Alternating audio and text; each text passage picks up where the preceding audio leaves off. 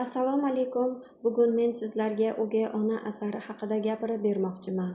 Asar muallifi Ahmad Lutfiy Qozonchi.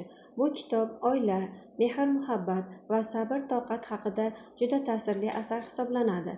Asarda o'gay onaning hayoti va uning farzandlariga bo'lgan munosabati tasvirlanadi. Ko'pincha jamiyatda o'gay ona degan tushuncha salbiy ma'noda qabul qilinadi.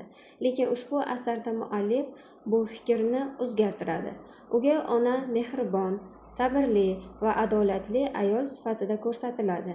U farzandlariga haqiqiy onadek g'amxo'rlik qiladi.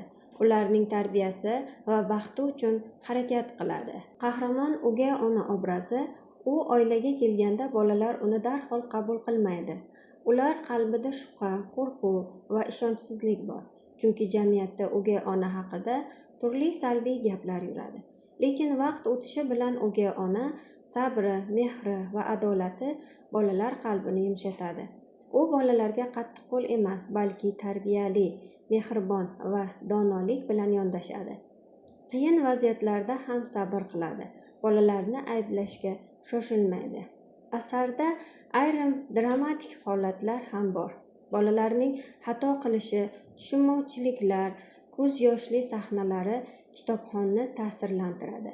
Ammo har bir muammo oqilona hal etiladi. Asarni o'qish davomida inson qalbida turli hissiyotlar uyg'onadi. Ayrim joylari insonni o'ylantiradi, ayrim lavhalari esa ko'zga yosh keltiradi. Menga eng yoqqan jihati ona mehri faqat qon qarindoshlik bilan emas, balki qalb pokligi va samimiylik bilan o'lchanishi haqidagi g'oyadir. Bu kitob orqali biz sabr qilishni, insonlarni tashqi ko'rinishi yoki gap so'zlariga qarab baholamaslikni o'rganamiz. Haqiqiy mehr va yaxshilik albatta qadr topishini anglaymiz.